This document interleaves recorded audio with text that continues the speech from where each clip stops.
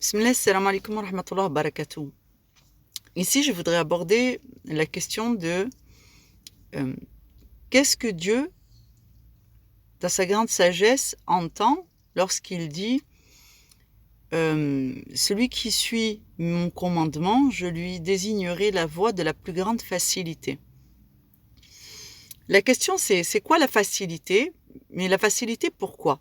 Donc, en fait, si vous voulez savoir de quoi Allah parle et ne pas vous tromper, vous devez vous rappeler que l'objectif d'Allah, c'est de vous faire gagner la vie future, c'est-à-dire de vous aider dans l'exécution de votre dîn, dans la pratique, l'accession à un degré en termes de piété, de se purifier et de réussir à faire ce qu'Allah attend de nous dans sa globalité, c'est-à-dire euh, se purifier soi-même, purifier son adoration, s'améliorer, grandir en tant que personne pour mériter l'affection d'Allah, son soutien, son secours pour réussir l'épreuve terrestre. Si quand vous lisez le Coran, vous oubliez que c'est ça les objectifs d'Allah, eh bien, vous n'allez pas comprendre ce qu'Allah attend de vous et pourquoi il vous éprouve. Donc déjà, c'est très important de ne pas se tromper dans les objectifs. Parce qu'il y en a beaucoup d'entre nous qui n'ont pas réalisé que quand Allah dit « je vous faciliterai la voie la plus facile », il n'est pas en train de dire qu'il va vous faciliter d'avoir une bonne petite vie tranquille sur la terre. Il est en train de vous dire « je vais tous vous éprouver les uns par les autres, je vais éprouver les bons, je vais éprouver les mauvais, afin de savoir qui ment et qui dit la vérité. » Donc l'épreuve, la difficulté, la mort, la faim sont des choses inhérentes à la vie sur Terre. Donc, on ne va pas les vivre au même moment. Il y en a, ils vont venir au monde, leurs parents vont décéder. Il y en a, ils vont vivre vieux, leurs parents vont décéder. Il y en a, ils vont vivre à l'âge médian, leurs parents vont décéder. On ne va pas tous vivre les mêmes épreuves au même moment, mais on va tous y goûter. Et Allah vous dit aussi qu'il ne vous donnera jamais une épreuve au-dessus de votre capacité. Quand on se sent écrasé dans l'épreuve, qu'on se sent dépassé par les épreuves de la vie, comment on peut comprendre que Allah nous dit « je ne vous donnerai pas une épreuve au-dessus de vos capacités ». Il faut comprendre qu'en islam, il est conformément à la loi acceptable de mourir pour Allah. C'est-à-dire dans le fait de défendre sa piété, son droit à l'exercice du culte et de tenir bon dans l'épreuve, parce que tant que tu tiens bon dans l'épreuve, Allah t'utilise comme un moujahid pour faire triompher sa cause. Et nous devons avoir une foi ferme dans ces choses, et Allah nous apprend le dépouillement progressif afin d'accepter de donner sa vie à Allah. Donc, dans le verset où Allah dit قل إن صلاتي ونسكي ومحياي ومماتي لله رب العالمين لا شريك له. Allah nous engage à arriver à un moment dans notre vie où nos actes de vie, le fait de mourir, nos actes de dévotion, tous nos actes du quotidien sont adressés à Allah comme autant d'actes d'obéissance et d'adoration. Donc l'essentiel, quand on dit qu'un musulman, il doit mourir musulman, sinon il va aller en enfer, c'est ça qui est dit.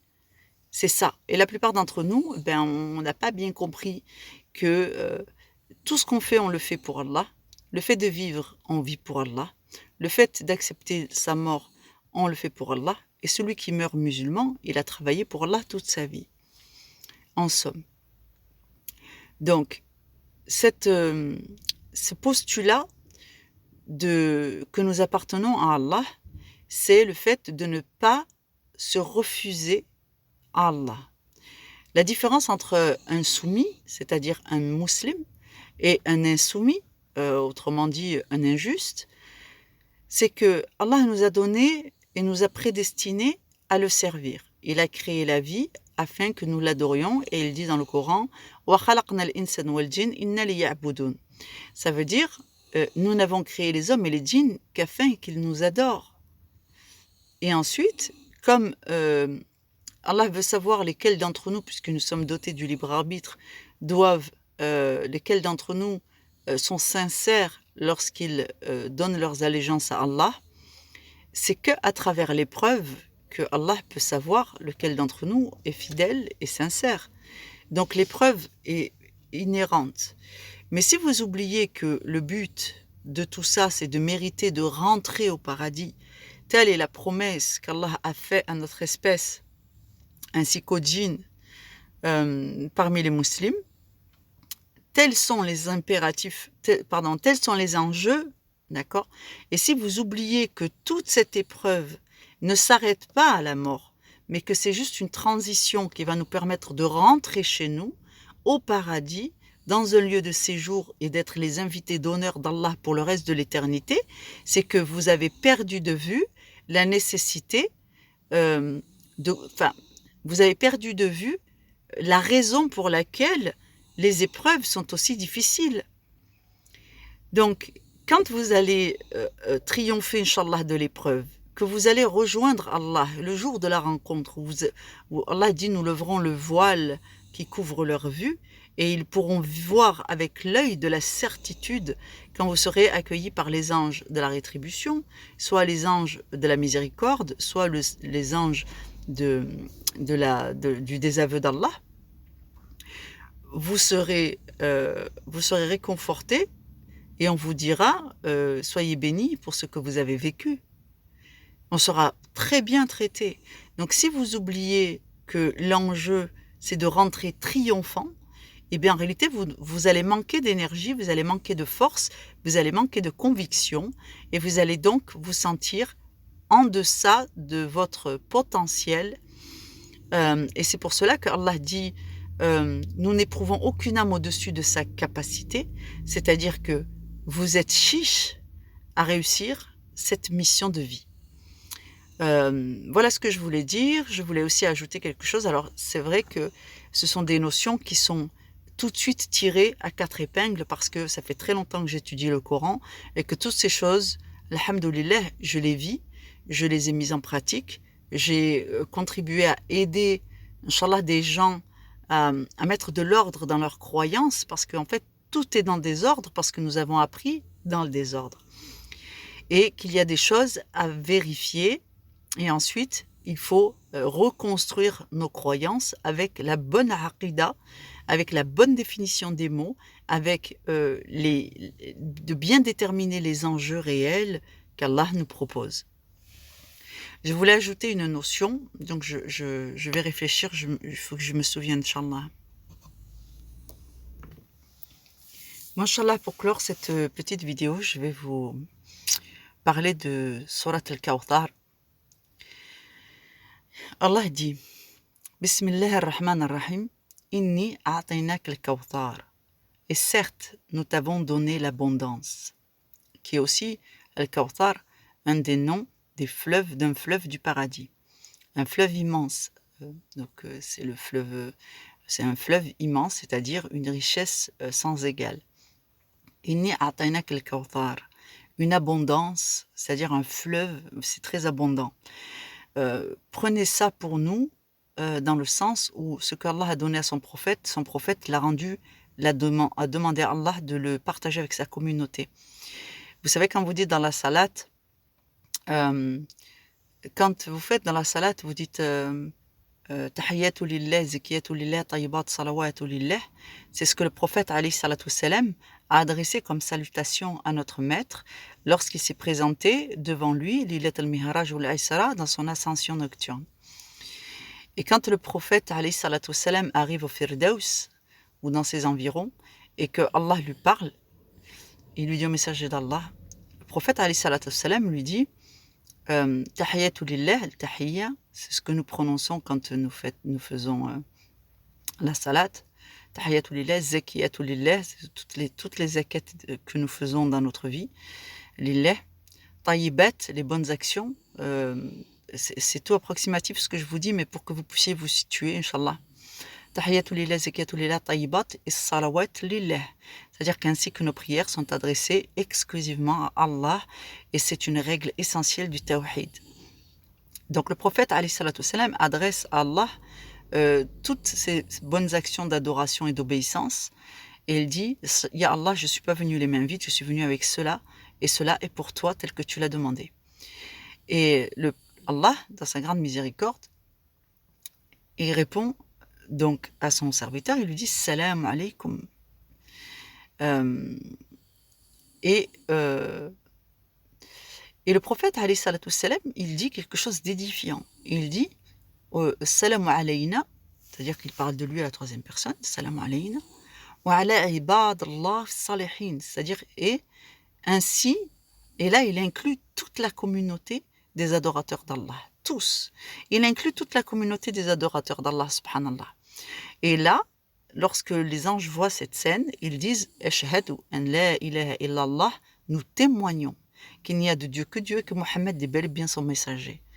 C'est-à-dire que même quand le prophète alayhi salatu salam est en entretien avec Allah, en tête à tête, en particulier, il pense encore à sa mission prophétique et il retransmet toutes les miséricordes qu'Allah lui donne et il abaisse son aile sur sa communauté. Et c'est ainsi que le prophète, alayhi salam, c'est dans sa fitra de servir Allah et de partager et de vouloir le bien pour sa communauté. Donc, il sert pleinement la cause d'Allah et la preuve est faite, à tel point que les anges témoignent que le prophète, alayhi salam, est le messager, le prophète d'Allah, azza wa jal. Donc, quand Allah dit à son prophète, alayhi salam, « Inni a'taynaka al-kawthar » et certes, nous t'avons accordé l'abondance, c'est aussi à nous que ça s'adresse parce que le prophète alayhi salam a partagé toutes les miséricordes qu'Allah lui donne avec sa communauté. Et il dit, et Allah donc lui dit, et donc finalement ça, c'est compatible avec notre propre situation et nous devons nous appliquer cette règle. Inni a'taynaka al-kawthar, et certes nous t'avons accordé l'abondance. Fasalli li rabbika wanhar, alors prie et proclame la louange à ton Seigneur et sacrifie. Et ensuite il ajoute Inna sha'niyaka huwal abtar. Et celui qui te veut du mal sera certes sans postérité. Donc cette sourate, elle est extrêmement puissante en termes de ruqya. Et vous devez non seulement vous conformer à l'injonction, c'est-à-dire que quand il t'arrive quelque chose, sache que Allah t'a donné l'abondance puisque tu es musulman et que tu es sous sa protection. Ça revient à A'udhu billah. Et certes, je prends protection près d'Allah. Donc tu prends protection près d'Allah, tu fais partie de ses adorateurs et donc le soutien d'Allah va vers ses adorateurs, à condition que toi-même tu fasses les efforts d'y être et d'en être. Et Allah prend auprès de toi ton serment d'allégeance et donc tant que tu l'honores, Allah est la hanse la plus solide qui soit dans l'univers. Ce n'est pas lui qui va lâcher ou rompre ses engagements. Donc Allah prend des engagements et il dit « Inna shaniyaka huwa al-abtar ». C'est-à-dire que lorsque tu es dans la difficulté, tu dois te réfugier dans la salat, ce qui rejoint la sunna du prophète alayhi salatu wassalam. Et lorsque tu pries et que tu adresses les louanges à Allah et que c'est à lui que tu adresses toute demande et toute adoration sans lui associer personne en respectant les règles du tawhid, eh bien en réalité Allah te fait une promesse solennelle. Tu dois placer toute ta foi dans le fait qu'Allah tient ses promesses. Il dit Inna shaniyaka huwal abtar. Et certes, celui qui te hait sera sans postérité. C'est-à-dire que si vous voulez faire un retour à l'envoyeur, si vous voulez faire valoir une ruqya dans laquelle vous avez des attaques nocturnes et ainsi de suite, vous devez vous lever. Vous devez aller faire des ablutions pour éteindre le feu de l'attaque. Et ensuite, vous devez aller faire au moins 2 unités, c'est le minimum syndical. Et à la fin de ces 2 unités, vous devez demander à Allah Azza wa Jal de faire triompher votre cause et de faire triompher sa cause, comme l'a demandé Sayyidina Moussa. Sayyidina Moussa et comme l'a demandé Sayyidina Ibrahim, Nuh alayhi salatu salam, lorsqu'il dit à Allah, ô Seigneur, je les ai appelés du rappel d'Allah, jour et nuit, sois en témoin et fais triompher ta cause. Je suis, comment il a dit ça? Il a dit, je suis Bon, en somme, il fait un aveu d'échec, en fait, dans sa mission prophétique, dans le sens où lui n'est pas en échec, mais que le résultat qu'il avait espéré n'était pas au rendez-vous et que les gens l'avaient rejeté. Et il dit à Allah, Ya Allah, fais triompher ta cause. Et c'est une demande extrêmement puissante parce que les serviteurs de Dieu, les musulmans, les gens qui prient, les gens qui se soumettent à Allah, lorsqu'ils obéissent aux lois, et bien en réalité, Allah les utilise pour faire triompher sa cause. Donc quand vous faites le rappel de demander à Allah de faire triompher sa cause, vous êtes en train de faire une demande très puissante de protection, d'intervention divine directe. Qu'Allah vous facilite, qu'Allah fasse augmenter votre foi, votre confiance, votre amana, et qu'il corrige votre aqida, Inch'Allah, afin que vous soyez vraiment des croyants forts. Les croyants forts sont ceux qui ne doutent pas d'Allah, quand bien même ils doutent d'eux-mêmes. Et chaque fois qu'ils se rappellent de la promesse d'Allah, ils reprennent confiance. Salam alaikum wa rahmatullahi wa barakatuh.